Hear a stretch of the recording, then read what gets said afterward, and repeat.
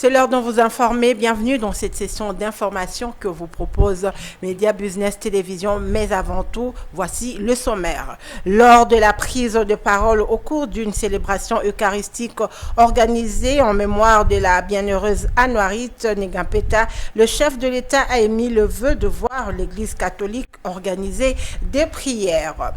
Célébration 60e anniversaire d'Anouarit Negampeta, Monseigneur Marcel Utembi a exhorté le président de la République, le membre du gouvernement et d'autres responsables à respecter leurs engagements. Après la 6e réunion interministérielle RDC-Rwanda tenue à Luanda sur le processus de paix à l'Est, un nouveau sommet est convoqué le 15 décembre 2024 à l'initiative du président angolais Joao Lourenço. Voilà, bienvenue dans cette session d'information, mesdames et messieurs. Nous l'avons dit au début, lors de sa prise de parole au cours d'une célébration eucharistique organisée en mémoire de la bienheureuse Anouarit Negampeta, le chef de l'État, Félix-Antoine Tshisekedi, a émis le vœu de voir l'Église catholique organiser deux prières partout en RDC afin d'obtenir un miracle, pourquoi pas, par exemple, la fin de la guerre à l'est de la République du Congo, à l'est de la République démocratique du Congo, allais-je dire, Lourenço Massamba. Ce lundi 2 décembre, le couple présidentiel de la République démocratique du Congo a débuté la journée par un mini pèlerinage dans la cathédrale où se trouve la tombe de la bienheureuse Anouarit, tuée en 1964 à Isiro en raison de sa foi. Le chef de l'État, Félix Tshisekedi, et la distinguée première dame Denise Nyakero ont posé leur couronne de fleurs devant la tombe de cette religieuse morte en martyr pour sa foi. À Isiro, il n'y avait pas meilleur endroit que cet aérodrome désaffecté pour recevoir les couplets présidentiels, des milliers de pèlerins, des fidèles et les prélats catholiques pour organiser la grande messe marquant les 60 ans des martyrs d'Anouarit.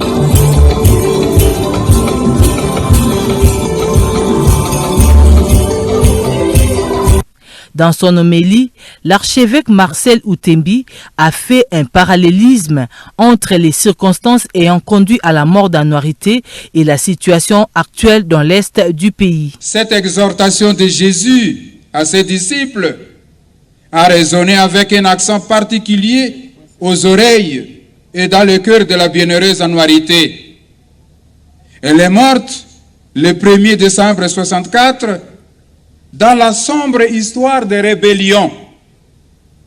Notre pays était déchiré par une sanglante rébellion caractérisée par des pillages, les vols, les massacres, les viols, les tortures, les violences de toutes sortes, et j'en passe. Le contexte sociopolitique dans lequel nous vivons aujourd'hui n'est peut-être pas différent de celui dans lequel a vécu Anouarit, particulièrement dans la partie est de notre pays, la République démocratique du Congo. Invité à prendre la parole, le président de la République a confirmé l'appui du gouvernement à l'Église catholique tout en les... Célébration 60e anniversaire d'Anouarit Negampeta, Monseigneur Marcel Utembi a exhorté au président de la République, aux membres du gouvernement et à d'autres responsables de respecter leurs engagements, à rester fidèles à leurs promesses et à honorer surtout leurs paroles données. Suivez cet extrait choisi par Lourenço Massamba. Le contexte sociopolitique dans lequel nous vivons aujourd'hui n'est peut-être pas différent de celui dans lequel a vécu Anouarit, particulièrement dans la partie est de notre pays, la République démocratique du Congo. Les guerres, les groupes armés qui sèment la désolation, la mort et le déplacement des populations innocentes. Aujourd'hui, plus que jamais, dans l'effort de construction d'une société plus juste et plus fraternelle, le peuple congolais a besoin des chrétiens, des modèles, des témoins de Jésus-Christ qui ont vécu comme nous la souffrance, mais qui, grâce à la foi au Christ, ont été témoins de son amour et de sa fidélité. La bienheureuse Anouarit était grand modèle pour nous. Sa vie était témoignage, un message fort à la nation congolaise, notre pays, au peuple de l'Afrique et à l'humanité tout entière.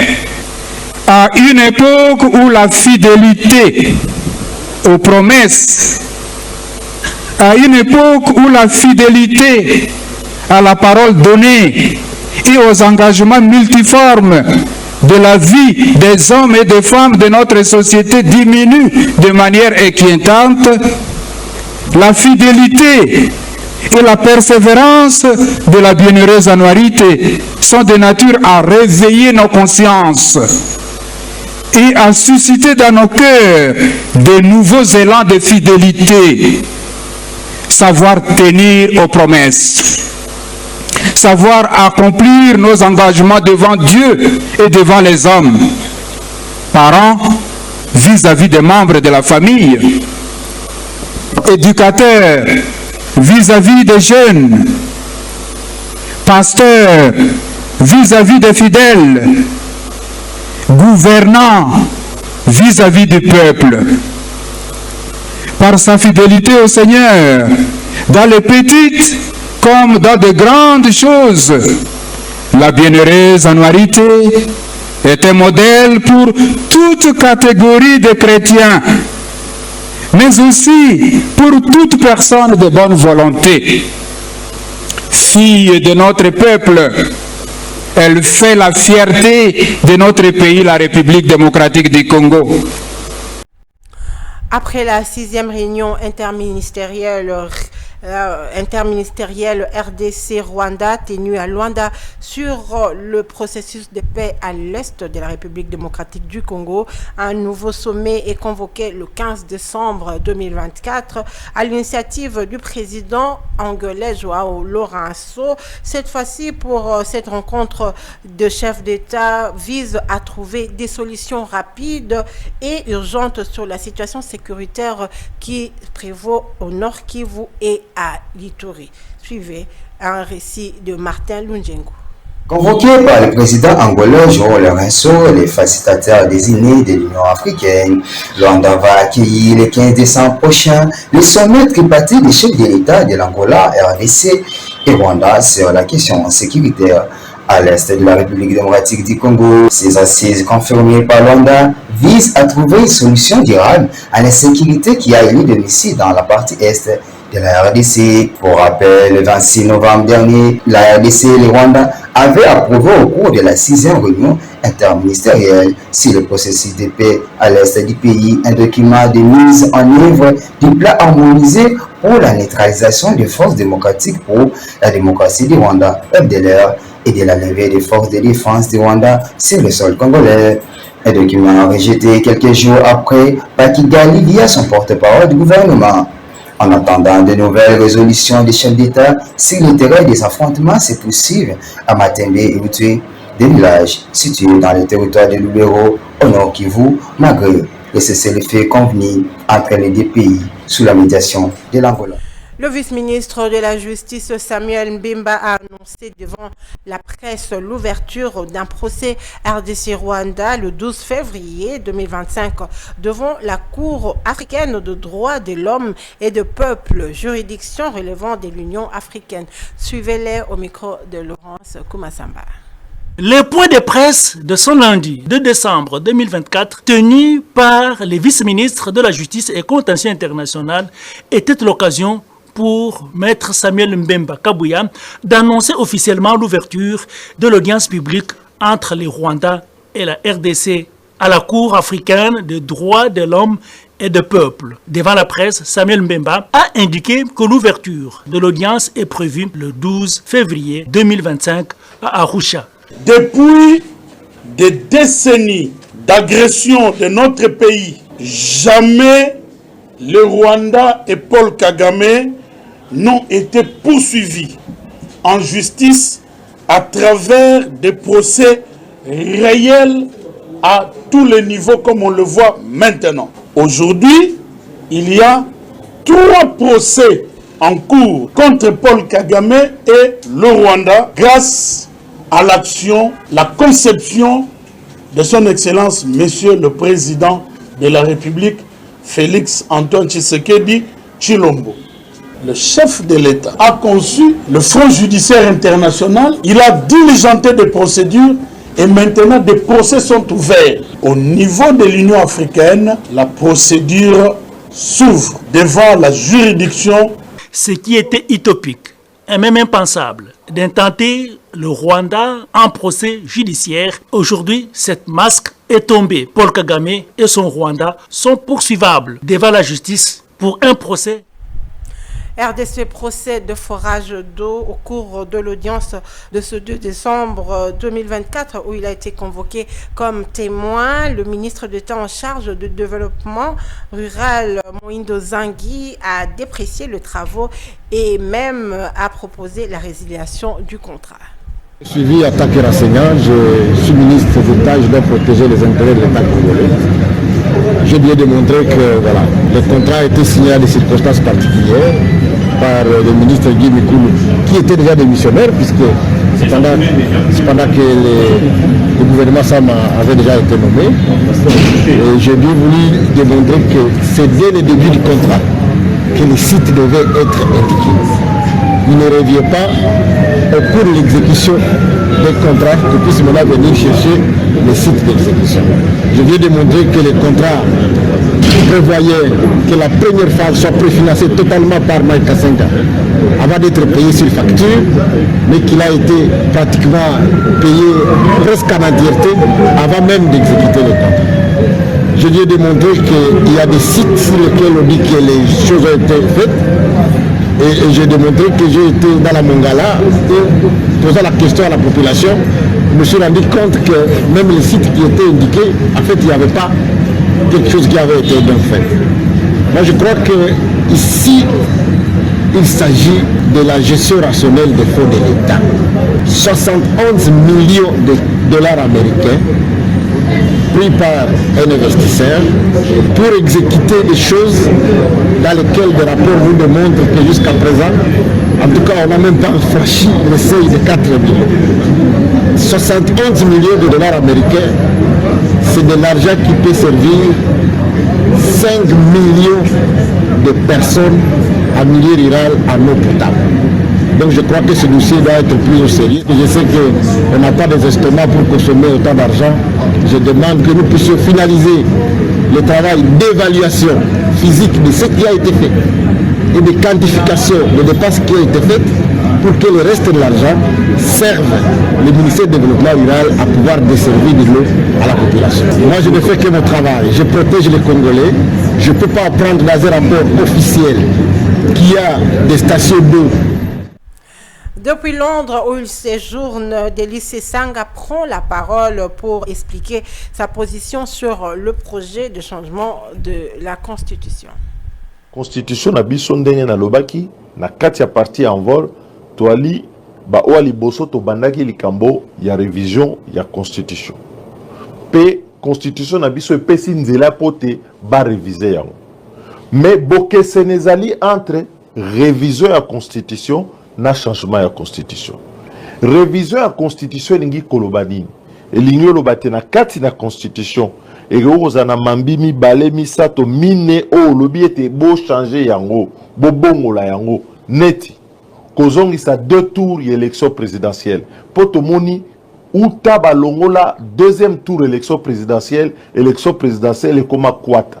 Na 2011 elle a dit kwata, 2018 kwata, 2023 kutu kolobate. Donc pote clarté ezonga na choix ya ba congolais balingi ko pona président na bango oyo azali na pouvoir mingi wako kamba mboka esengeli tozongisa 2 tours élection présidentielle et osenga te to réviser constitution. Yami bale sokotali na kati ya constitution na biso nde na expliquaki ba makambo mususu neti ndenge to salaka gouvernement na bo kota ba technique belé mais C'est-à-dire que au lieu que ba politique balé qui s'attend au mingi ya solola ka to ça gouvernement parce que ministre moto songolo alingi ka ministère ya développement rural mususu alingi nde ministère ya finance o alingi bo masolo wana nyonso esila ezala te soki to salima ponami gouvernement ba nommé premier ministre ba nommé na gouvernement na ye soka commis devant assemblée nationale a présenter programme na ye soki moto aza d'accord te asali censure basali censure soki censure réalité bango ba kosa mosala na bango tala likambo mususu na assemblée nationale pe na sénat soki sénat ekoti en fonction il faut pas banana nous kosala règlement intérieur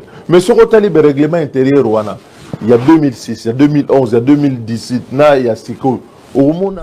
Depuis le lundi 2 décembre 2024, le DG de l'APCSC, Freddy Chambaud, a commencé une itinérance dans toutes les parties de la République où le projet et chantier d'infrastructures de base ont été lancés dans le cadre du programme sino-congolais.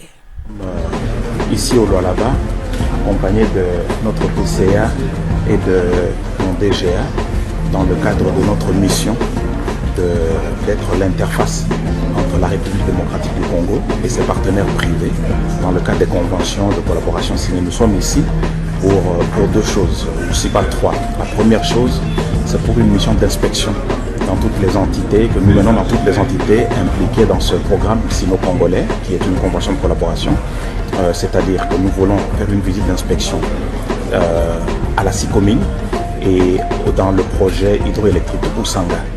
Et puis, ça c'est le premier volet. Le deuxième volet, nous allons inspecter le chantier de la route nationale numéro 1 de Ngouba vers Mbujimaï, mais dans le tronçon de Ngouba à Luboudi.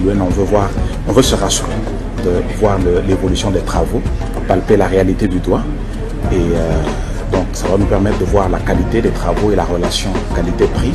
Et puis, en troisième lieu, la troisième raison, c'est que nous voulons entretenir l'autorité provinciale sur la possibilité de développer des conventions de collaboration pour le développement un peu plus agressif de la province du Lualaba, qui fait déjà la fierté de la République avec des initiatives qui sont prises dans la construction des infrastructures. Mais dans le cadre d'une convention de collaboration, on peut faire beaucoup plus.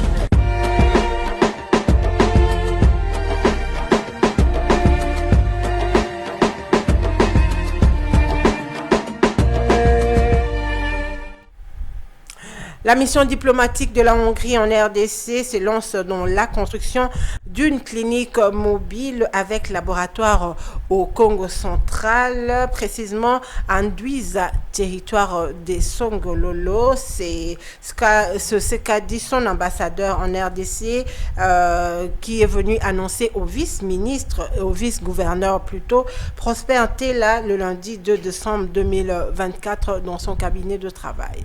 Cette clinique mobile qui sera bientôt installée dans la localité d'Ndwizi à Songololo, en appui au centre de santé d'Ndwizi, va apporter à la population de cette contrée un accès fiable aux services de santé. C'est le ministre provincial de Finances Jos Luye Ndokolo, accompagné de sa collègue des Affaires sociales Carole Kiatazabou et du coordonnateur du bureau d'études du gouvernorat Wilfred Dimelo, qui, au nom du gouverneur de province Grace Kwangamaswangi Bilolo, a visité ces sites où sera installée cette clinique, fruit d'une relation bilatérale entre la RDC et la Hongrie. S'en est suivi sur place la cérémonie de dévoilement de la plaque érigée en mémoire d'un explorateur hongrois, Magyar Laszlo. Ce dernier a été le premier à atteindre et décrire l'histoire des chutes des Yalala sur le fleuve Congo en amont de Matadi, le 29 juin 1848. C'est un signe symbolique que la Hongrie veut être en RDC. Et la Hongrie a mis ses pieds depuis 1848 en RDC. Et je souhaite que les autorités du Congo central puissent vraiment matérialiser cette relation qui vient d'à peine de commencer et qui va continuer aussi. Surtout que le président de la République vient de passer en Hongrie et ils voudront, avec son homologue hongrois, développer les relations dans plusieurs domaines entre les deux pays. Le ministre de Finances, Jos Luye, a, au nom du numéro 1 de la province, rassuré de l'accompagnement du gouvernement provincial. par cette action aujourd'hui, je peux confirmer que ceci est un signe de gage de développement de la province. Et en étant ici comme exécutif avec ma collègue qui m'accompagne, avec le coordonnateur, ceci démontre à suffisance l'implication de la province. Ça, je peux vous le garantir. Pour notre chère population, on va leur, comme message, c'est que le gouvernement est avec eux. On se battra bec et ongle pour pouvoir apporter le développement qu'il faut pour nos populations. Donc ça, ils peuvent compter sur nous. Bien avant, la délégation hongroise, conduite par l'ambassadeur de l'Hongrie en RDC, résidant à Nairobi au Kenya, a échangé autour de sa mission au Congo central avec le vice-gouverneur de province Prosper Ntelantambidila dans son bureau de travail le lundi. Vers la mise en place d'un système efficace de lutte contre toute catastrophe naturelle en République démocratique du Congo, bouclant son séjour à Dubaï, la vice-ministre de l'Intérieur Eugénie Tchela Kamba a effectué une visite d'expérimentation au sein de l'usine NAFCO. Suivez.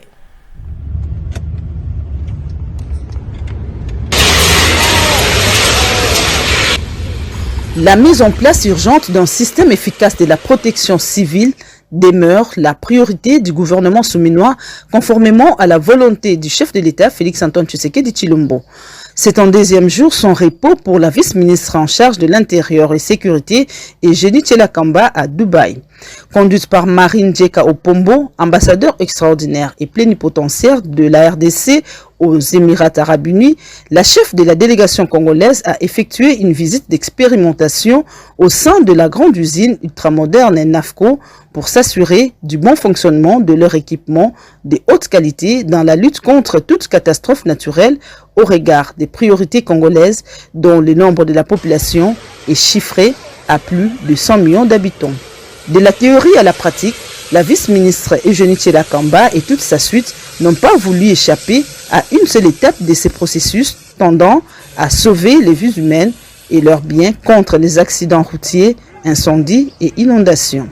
Les derniers incendies de Kinshasa qui ont vu la vice-ministre Eugénie Tchela Kamba se déployer d'urgence pour sauver notamment plus de 100 bus de la société Transco vont constituer les matières de réflexion autour de la grande usine multinationale NAFCO pour l'implémentation d'un système d'équipement à la taille du pays.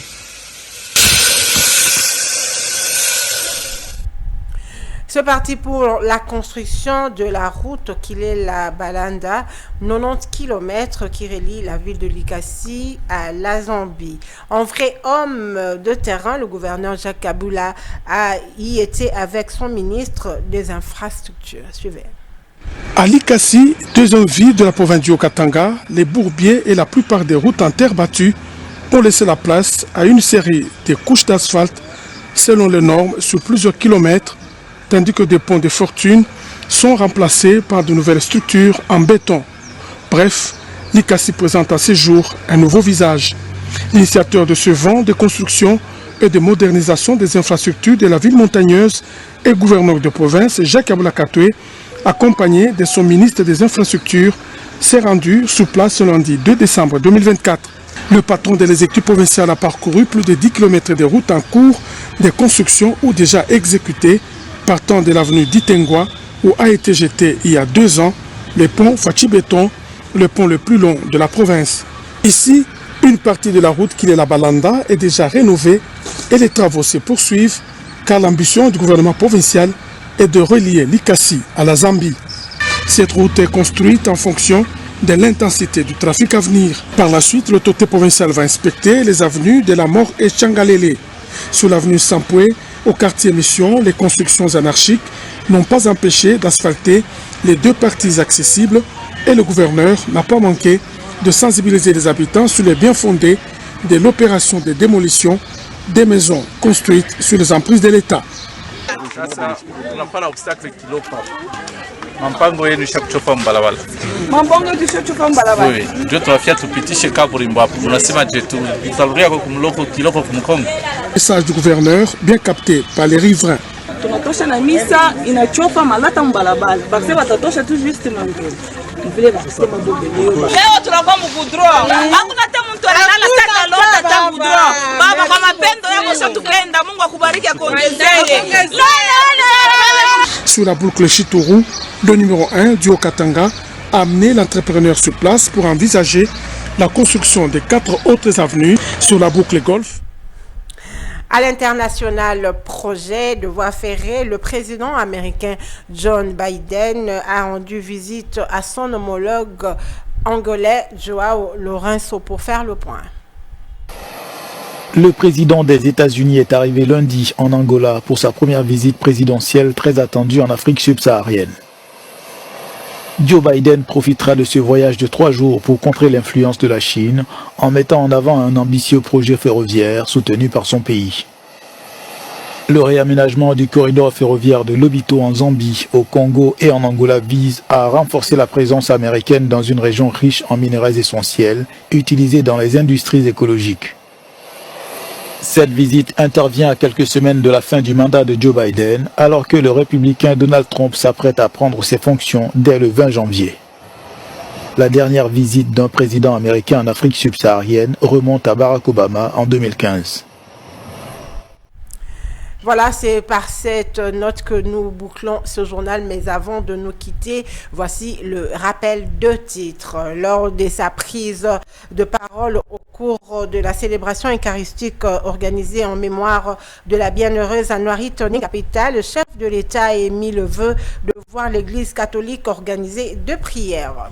Célébration 60e anniversaire d'Anouarit Nengapeta, Monseigneur Marcel Outembi a exhorté au président Tshisekedi, aux membres du gouvernement et à d'autres responsables de respecter leurs engagements. Après la 6e réunion interministérielle RDC-Rwanda tenue à Luanda sur le processus de paix à l'est de la RDC, un nouveau sommet est convoqué le 15 décembre 2024. Voilà, ça n'est complètement fini. Merci de nous avoir suivis. Ce journal vous a été proposé par le concours de la rédaction. Hervé Elia, BH Bondedi, Pacifique Kimia ont été à la machine pour cette édition. Merci, au revoir.